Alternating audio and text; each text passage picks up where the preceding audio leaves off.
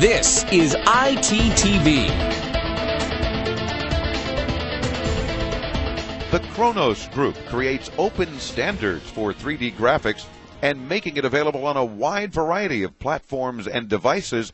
They got my attention when I heard Android. Regular listeners know I'm a big Android fan. Our next guest is the president of the Khronos Group. His day job is vice president of mobile content at NVIDIA, when he has time. But the Khronos Group is doing some pretty cool things, so we want to talk to him about that. Neil Trevett. Neil, welcome into Tomorrow. How are you, sir? I'm good. I'm glad to be here, Dave. It's a pleasure to have you with us, too. We're talking so much here at Siggraph about 3D everything, among other cool things. Yeah. We wanted to get you guys in here to explain to our listeners about the Khronos Group and how that relates. What is it that you guys are bringing to Siggraph? Yeah, well, Siggraph is the spiritual home of everything 3D, so it's always great to be back here. Yeah. And Khronos, we're not unlike a normal company. We're a consortium, so we're slightly unusual.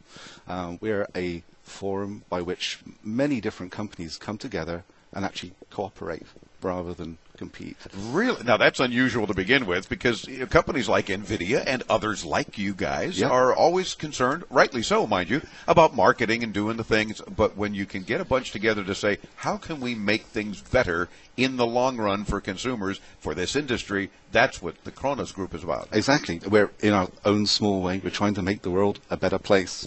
I love it. Because without standards, we would just be competing in chaos, and people wouldn't be able to make money. In the end, we are about making money. Of course. But to make money, you have to get the technology pieces in place. So the software community and the hardware community can come together, figure out how things are going to work, how things are going to ship in practice, and that enables people to go off and make great products and compete in the marketplace. Now, we've heard a lot in your exhibit about OpenGL. So if you would explain to us, what does that mean and how does that relate? Yes, absolutely. So Khronos, we focus on how software connects into the acceleration silicon for graphics and media processing. 3D graphics is a great example. And the first open 3D standard in the industry, almost 20 years old now, is OpenGL.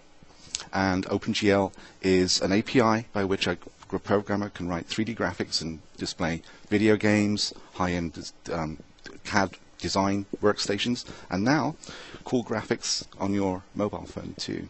And here at Siggraph, we've just announced the latest generation of the high-end of the OpenGL family, which is OpenGL 4.1.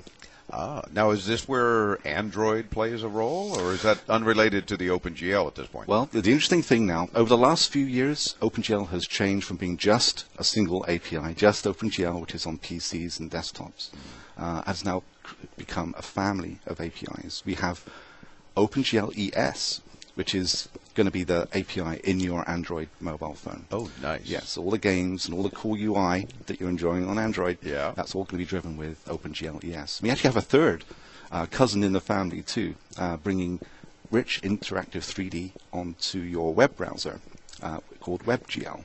Wow. And so that'll be done without a plugin. You won't have to download anything. Your 3D will just magically appear in new interactive style web pages. Really? So if a page you're visiting has got interactive 3D, whatever browser you're using, how soon will this likely be happening? The specification that Khronos creates will be done this year, which means the browsers will begin to appear next year with that capability. So it's actually pretty soon. Oh, wow. I'm loving that. I mean, to think of all the possibilities, not only for fun and entertainment, but medical and just all sorts of things and how 3D can play such an important role. That's right. But we really haven't explored what that actually means in practice. So you're going to find a whole new web out there once we have the third dimension. Absolutely. And you mentioned Android because I'm a very popular fan of Android.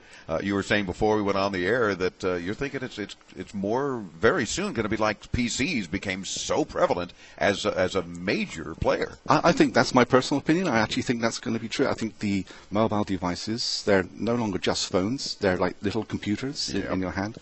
And the reason why NVIDIA we're into mobile devices is everyone now gets their pixels in a PC, but very soon people are going to get their pixels in the palm of their hand.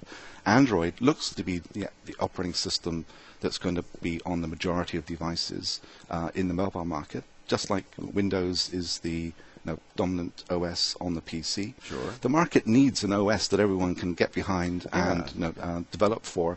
Apple does amazing stuff, but they choose to be a closed ecosystem. Android is more open, and I think that's an opportunity for lots of companies to to pitch in and make money and make fantastic products. And by all means, it doesn't mean that Apple is going to disappear or their OS for their phones. There's certainly so many of them out there that they're going to continue to support it, just like BlackBerry with RIM and so forth.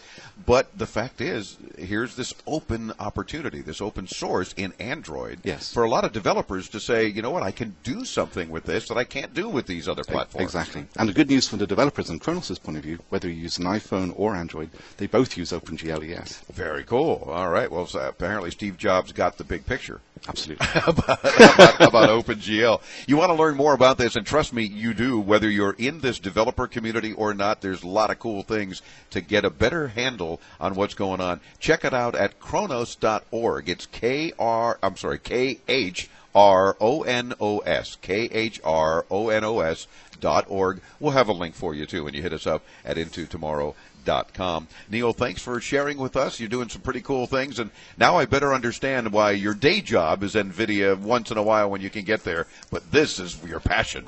It is. As well as should be. We're back with more from the Intel exhibit here at Siggraph in Los Angeles. I'm Dave Graveline. Into Tomorrow continues. Don't go away.